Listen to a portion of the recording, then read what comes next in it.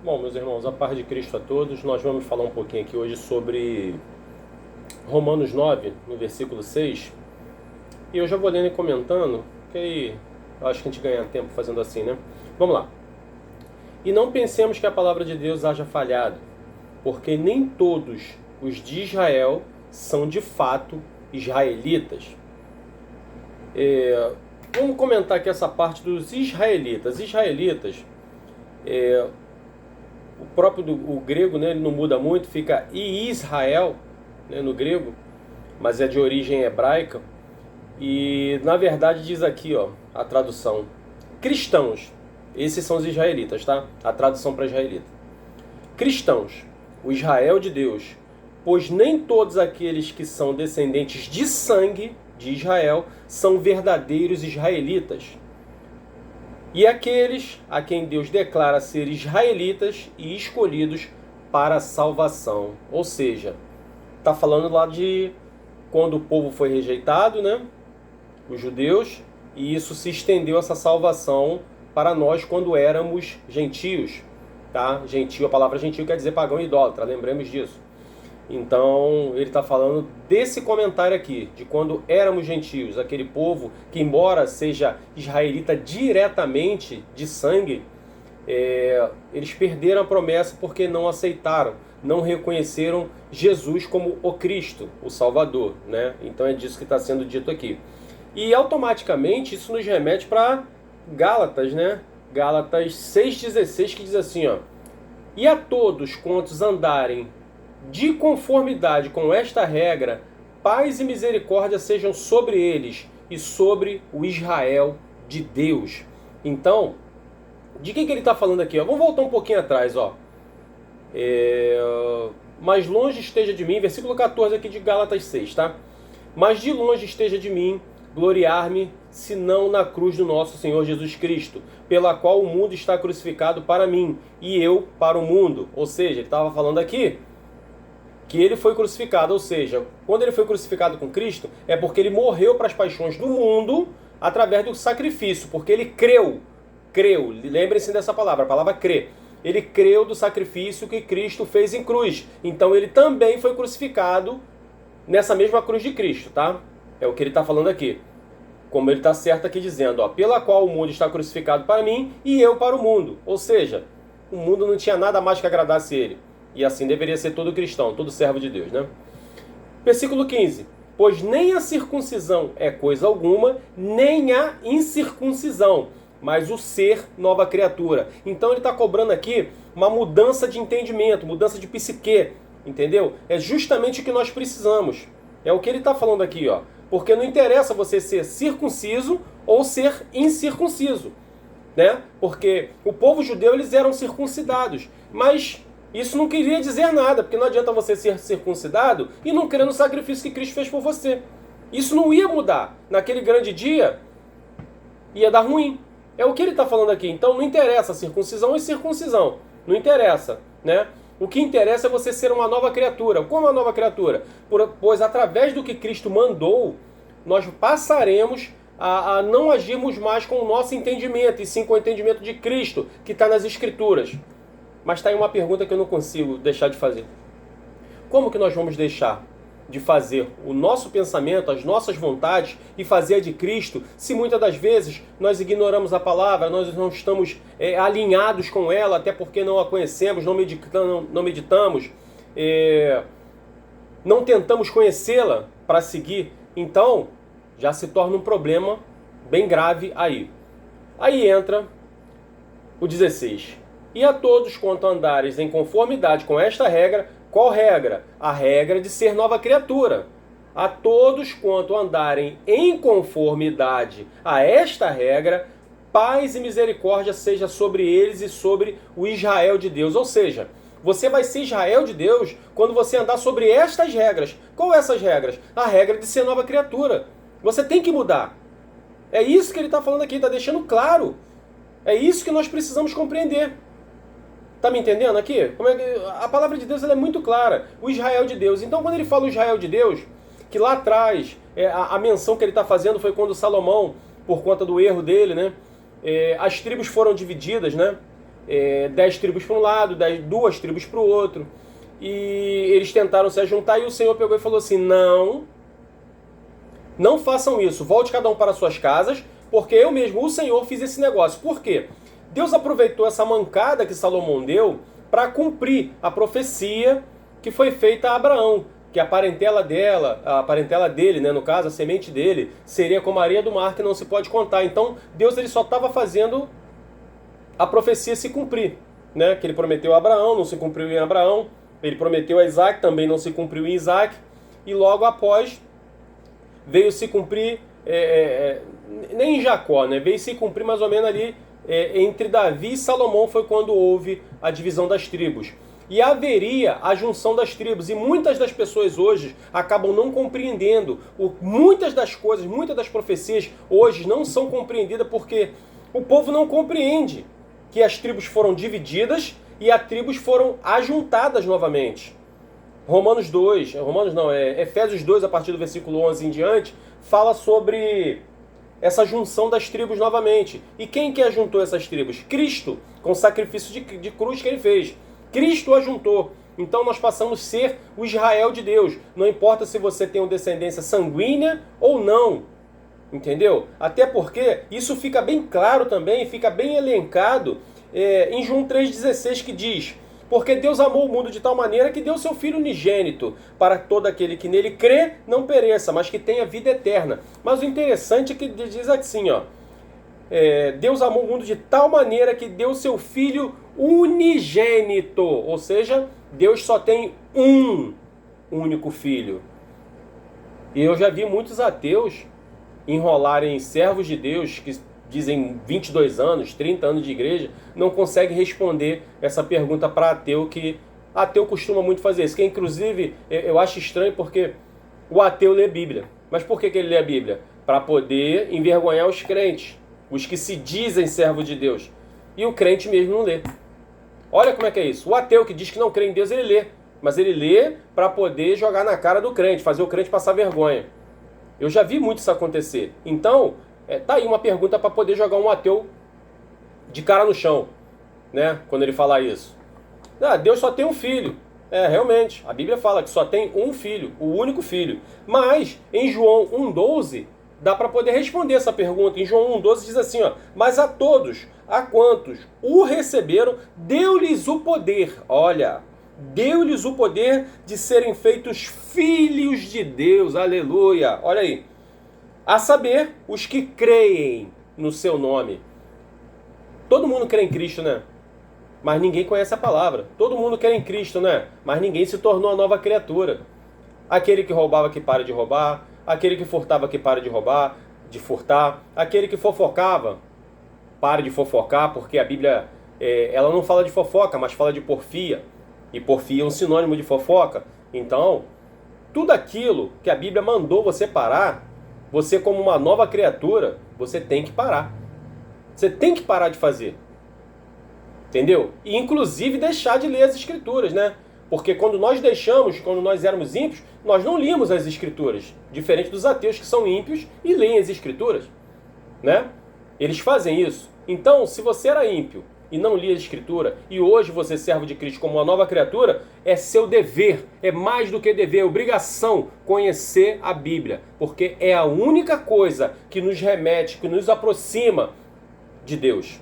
É a única coisa. Não tem como ter comunhão com Deus, não tem, sem as Escrituras, o conhecimento e prática delas. Não tem como. Nós precisamos estarmos conscientes disso e entendermos até que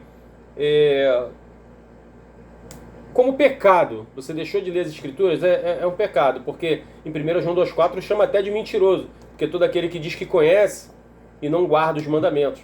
Então a Bíblia já trata de mentiroso aí. Se a própria Bíblia já está te tratando de mentiroso, porque você diz que é servo de Deus, diz que conhece e não conhece as Escrituras, você já trata de mentiroso. E não preciso lembrar aqui quem é o pai da mentira, né? João 8,44 fala sobre isso. Mas vamos andar aqui um pouquinho. Voltando mais atrás aqui, ó. Nós lemos o versículo 6, né? Vou ler de novo só para a gente pegar a linha de raciocínio. E não pensemos que a palavra de Deus haja falhado, porque não falhou. Porque nem todos os de Israel são de fato israelitas. Ou seja, vai ter um monte aí se dizendo que é de Deus, como nós vemos, né? Pessoas aí dentro... E o demônio está em cima do altar. Está no púlpito, pregando, ensinando as doutrinas dele, doutrina de demônio. E o povo, por não conhecer as doutrinas de Deus, acabam dando um aleluia, glória a Deus, para a doutrina de demônios. Simplesmente porque não conhece. Você não consegue identificar. Hoje é muito triste, mas eu vejo pessoas aí misturando evangelho com autoajuda. Não sabem identificar a diferença do evangelho e da autoajuda. É complicado. Mas então, ele já está dando um alerta aqui, ó, que nem todos de Israel são de fato de israelitas. Então, também é um alerta sobre falsos profetas que haveriam de estar no nosso meio, se passando por servos, né? Andando com roupa de servo, falando como servo, mas o interior deles são lobos devoradores. É o que está dizendo aqui. Aí vem o versículo 7. Nem por serem descendentes de Abraão são todos seus filhos. Olha aqui o alerta. Nem por serem todos descendentes de Abraão são todos seus filhos, mas em Isaque será chamada a sua descendência. Por que em Isaque será chamada a sua descendência? Isso aqui nos remete automaticamente para Gênesis 21:12, que diz assim, ó: disse, porém, Deus a Abraão: não te pareça isso mal por causa do moço e por causa da tua serva. Atende a Sara em tudo o que ela te disser, porque Isaque será chamado a tua descendência. Olha só como é que aqui já jogou a gente para Gênesis 21:12. Por que ele está falando disso? Aqui estava acontecendo uma briga, né? Porque com o tempo, Sara tentando ajudar Deus, inclusive teve até um irmão que pregou aí esses dias sobre isso. Sara tentando ajudar Deus fez com que Abraão deitasse com a serva dele Agar, gerou um menino, né? E gerado esse menino, mas esse menino foi filho da escrava. E o filho da escrava, embora ele seja o primogênito, essa guerra está perdurando até hoje aí, ó. Até hoje aí, ó. Os islâmicos, Hamas, tudo isso são descendentes dessa coisinha aqui que, no caso, Sara tentou ajudar a Deus, né? Tudo isso são descendência que vem gerando desde lá de trás. Deus não precisa de ajuda. Deus precisa que você se posicione, conhecendo as Escrituras para pregar para aquele que precisa. É somente isso que ele precisa de você. Ele só precisa que você se atire, se lance na obra. Só. Mais nada. Ah, mas eu não sou capaz, eu não consigo falar. Não importa. Pedro era iletrado e mesmo assim foi usado poderosamente por Deus. Assim como Paulo, que tinha estudo demais e também foi usado poderosamente por Deus. Então, tudo que Deus precisa é que você se mergulhe de cabeça na obra de Deus, tá? Mas até hoje fica difícil falar o que é a obra de Deus, porque as pessoas pensam que é aquela construção da igreja. A igreja é você. A obra de Deus é você. E o habitat de Deus é você. Tudo isso é você. Você precisa compreender isso, tá? Então vamos lá. Até isso aqui tem até um sentido profético, porque ele mandou que Abraão atendesse Sara. Por que ele mandou que Abraão atendesse Sara? Literalmente, ele mandou despedir a Agar com o seu filho, que era o filho da escrava. Os filhos do escravo hoje, da escrava, são os que permanecem pecando, permanecem em pecado, permanecem impiamente. Esses são os filhos da escrava. É disso que ele está falando. E nós seremos chamados por descendência de Isaque, por quê? O Isaque é o filho da promessa. Foi o filho da livre, não o filho da escrava. E hoje, aí entra o nosso livre-arbítrio. De quem você é filho verdadeiramente? Faça essa pergunta para você mesmo. Você é filho da escrava ou é filho da livre? Porque o filho da livre tem parte com Jesus. O filho da escrava tem parte com o pecado. E quem tem parte com o pecado, não preciso mais falar sobre isso aqui, né? Então, nós precisamos entender essa parte aqui, ó. Vamos lá, chamada sua descendência, isto é, filhos de Deus não são propriamente os da carne, mas devem ser considerados como descendência os filhos da promessa. Ou seja, você tem que se agarrar à promessa como filho de Isaac. Entendeu? Deixaremos de ser pecadores? Não, nunca deixaremos. Enquanto estivermos nessa carne aqui, nesse corpo, seremos pecadores. Mas como que a gente passa a ser filho da promessa? Aí a gente volta para João 1,12 aqui, ó. Mas a todos quanto creram, o receberam, deu-lhes o poder de serem feitos filhos de Deus, a saber, os que creram no seu nome. Então, o poder de ser feito filho de Deus, filho da promessa, é quando nós passamos a conhecer Cristo através de suas escrituras, porque não tem outro jeito. Não tem outro jeito. Como eu já vi em púlpitos aí, uma mulher falando, eu tenho muita intimidade com Deus, mas eu não conheço muito de Bíblia não. Eu falei, opa, já tem alguma coisa errada com essa mulher aí. Como é que ela não vai falar que não conhece Bíblia, não tem intimidade com a Bíblia, mas tem intimidade com Deus? Que para ter intimidade com Deus tem que ser através das escrituras, é a palavra. Não adianta você... É como um passarinho. Passarinho, se você cortar só uma asinha, ele não vai voar. Vai fazer um voo ruim, vai ficar rodando no mesmo círculo. Quando ele tem as duas asas, ele consegue ir embora. Mas se você cortar uma asa, ele faz o voo em círculo. Assim são os cristãos. Se você tem uma vida muito grande de oração, mas não tem conhecimento das escrituras, você fica voando com uma asa só. Ou se você tem muitas escrituras e não tem a vida de oração, você também vai ficar voando numa asa só. Porque é necessário que tenha um alinhamento para essa asa te fazer levitar, voar. Para você ser o Israel de Deus verdadeiramente, você precisa de Bíblia e oração. Né? Então, como se não me engano, é 1 Tessalonicenses 5,17 que diz que orai sem cessar. Então, se você já está deixando de orar, você já está com um problema perante a Deus aí. Leandro, mas você está sendo muito duro. Não estou sendo duro. Assim é a palavra. Nós precisamos deixarmos de sermos meninos e se entregarmos verdadeiramente a Deus, porque os tempos são ruins. O que está por vir aí é muito duro. A história está ficando cada vez mais apertada. As profecias cada vez mais estão se cumprindo diante dos nossos olhos. E nós estamos brincando.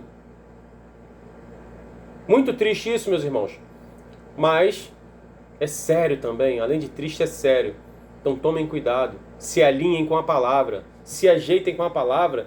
Que é para naquele grande dia não ficarem, como é que eu vou te dizer? De fora. Bom, tendo dito isso, o que me remete aqui ainda de Gálatas 3,16, né, quando nós lemos um pouquinho mais atrás no versículo 15, nos remete diretamente a Colossenses 3,11 também, que diz assim, no qual não pode haver grego nem judeu, circuncisão nem incircuncisão, nem bárbaro, nem cita, nem escravo, nem livre. Porém, Cristo é tudo em todos. Você lembra que eu falei aqui sobre Efésios 2 a partir do versículo 11? Que através dos sacrifícios, que o sacrifício de Cristo ele tornaria de ambos os povos um único povo? Aqui, Isso aqui deixa claro que ele fez isso, Não pode haver grego, nem judeu, circuncisão, nem incircuncisão, nem bárbaro, nem cita, nem escravo, nem livre, porém, Cristo é tudo em todos. Então, é a junção das tribos que está acontecendo aqui. Entendeu? E eu acho que vale a pena aqui, Deixa eu voltar aqui. Vamos ler aqui um pedacinho de Efésios 2, a partir do 11. Está aqui, Portanto, lembrai-vos que, outrora, vós, gentios na carne, chamados incircuncisão. Por que gentios na carne? Porque essa cultura da circuncisão era somente dos judeus. Então ele está falando aqui, por que você é gentio na carne? Porque os gentios eram chamados de pagão e idólatra, eles não eram circuncisos, não eram circuncidados. Então ele está falando aqui, portanto lembrava-vos que outrora, vós, gentios, vós, um eu excluso, né? Vós é um eu excluso. Gentios na carne, chamados incircuncisão por aqueles que se intitulam circuncisos na carne. Olha que interessante. Por mãos humanas, ou seja, a circuncisão, quando você vai ler um pouquinho, pesquisar lá atrás, você vê que a circuncisão deixava a glande ali fechada, né? Então obtinha umidade, suor, então era mais fácil de dar fungo e o povo, como estava andando no deserto, acabava tendo problema. Então, além disso, Deus ainda usava na higiene pessoal, né? Mas o povo é difícil de entender essas coisas porque não leem coisas contemporâneas à época do que está sendo dito aqui. Mas vamos lá. Onde eu parei? Incircuncisão por aqueles que se intitulam circuncisos na carne, por mãos humanas. Ou seja, havia uma guerra aqui dos judeus, tirando aquela... mas eu sou judeu, eu sou circunciso, você é um incircunciso. Né? E até hoje ainda brinca aqui com alguns colegas meus chamando de incircunciso, como se não tivesse convertido. Mas é só uma brincadeira cristã. Mas vamos lá. Versículo 12. Naquele tempo estavas sem Cristo, separados da comunidade de Israel, estranho às alianças da promessa. Qual a aliança da promessa? A que foi feita lá atrás, que ele ajuntaria os povos, entendeu? Novamente. Então, quando nós estamos gentios, sem o sacrifício de Cristo válido em nossas vidas, nós estamos estranhos às alianças da promessa, não tendo esperança e sem Deus no mundo. Quem são esses? Os pagãos e os idólatras. Eles estão sem Deus no mundo. Tá me entendendo? Porque paganismo, idolatria, não tem parte com Deus. É estranho, né? Mas não vou nem entrar nesse mérito aqui não, porque isso até abrange muito o assunto. Vamos lá. Versículo 13.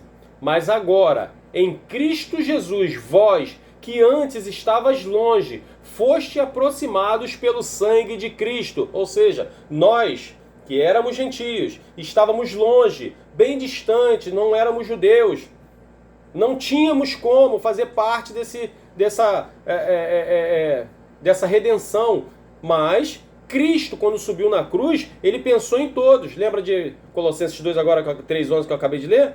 Não há bárbaro, não há judeu, não há cita. Entendeu? Então, todo mundo. A promessa abrange a todos. Mas ela serve para todos?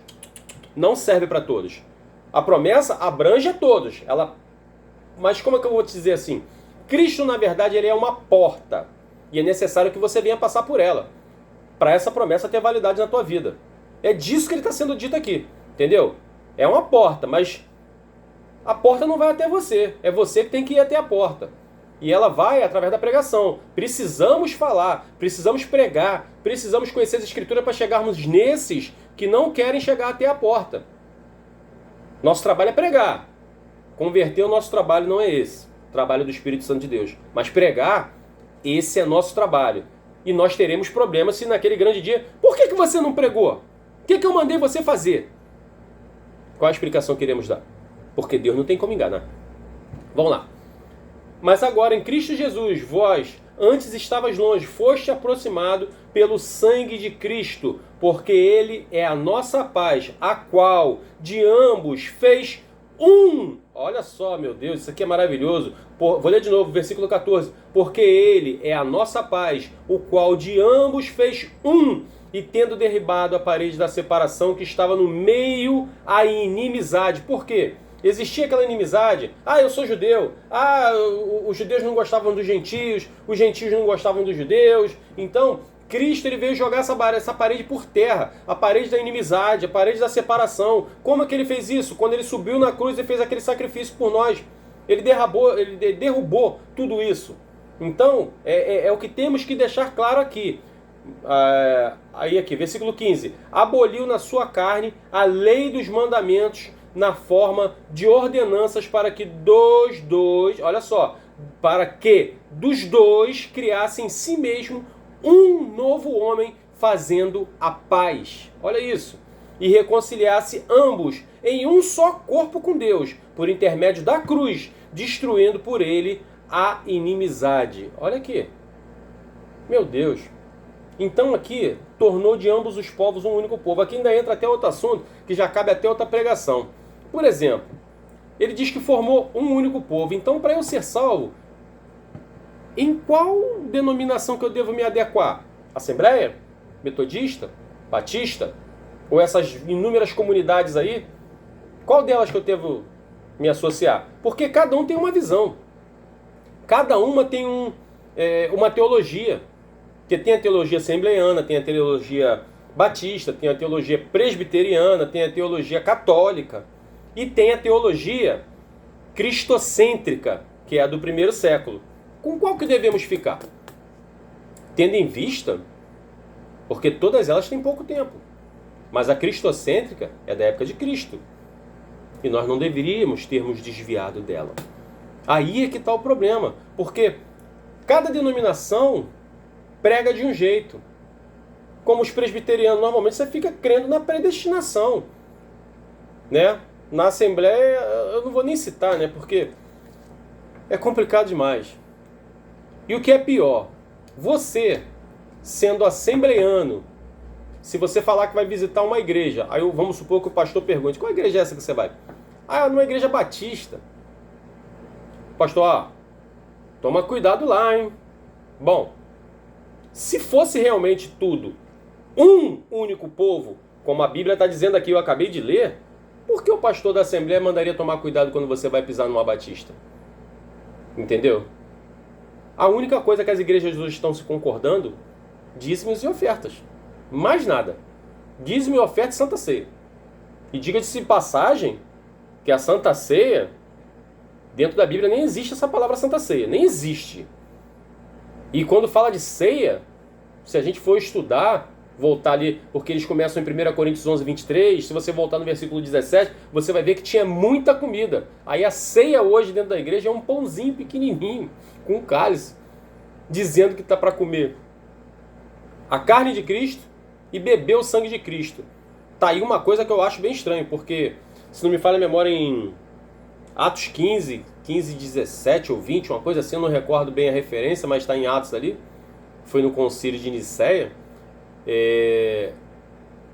eles falaram que não deveriam perturbar a quem se converte a Cristo para se circuncidar. Mais um assunto, tá vendo? Não se deve perturbar aqueles que se convertem a Cristo, mas escreverem que se abstenham das relações sexuais impuras, que se abstenham das pornografias, do sangue, do que é sufocar. Olha só, proíbe a comida de sangue. Entendeu? E é Novo Testamento, tá, gente? O pessoal fala que não precisa cumprir o que está escrito lá no Antigo Testamento. E no caso, isso para mim é Novo Testamento. Mas ele deixa uma ordem direta ali, que Deus tem uma particularidade com sangue que eu não sei o que é. Mas está no Novo Testamento ele falando que não se deve comer sangue. É um negócio estranho, né? Inclusive eu tive uma conversa esses dias com um irmão meu, o pastor Adalberto. Ele falou, não, Leandro, isso não tem nada a ver. Mas eu realmente, isso me deixa muito encabulado, entendeu? Comer sangue, como galinha molho pardo, chouriço, entendeu? Isso me deixa bem confuso. Ainda me deixa bem, chama muito minha atenção e me deixa sem paz para eu me aproximar e comer uma coisa dessa natureza, entendeu? Confesso a vocês que fico sem paz. Bom, meus irmãos, acho que já dá para ficar por aqui. Eu acho que o recado aqui já está dado e nós temos que verdadeiramente nos tornarmos uma nova criatura, entendeu? Cada vez mais aproximados de Cristo, para que nós possamos cada vez mais seguirmos em conhecer as Escrituras para buscarmos aquelas almas e libertarmos, porque esse sistema podre, esse sistema religioso que está dentro das igrejas aí, é um sistema podre e corrompido, que tem mais tornado filhos do inferno do que filhos de Deus. Nós precisamos ajudar essas pessoas a se libertarem, a enxergarem o que está acontecendo dentro desse sistema podre. Tá bom, meus irmãos? Isso é a nossa obrigação, é o nosso dever. Então, uma vez servo de Deus, e se você tem a felicidade de ser um salvo, ou a felicidade de ter Deus morando em você, é mais do que obrigação você compartilhar essa salvação com alguém. Principalmente com esses que estão, como que eu vou dizer? Com a vista tapadas, né? Ainda tem muita gente com a vista tapada em relação ao sistema religioso. Tá bom, meus irmãos? Eu acho que já dá pra gente ficar por aqui. Que o Senhor nos abençoe. E em nome de Jesus.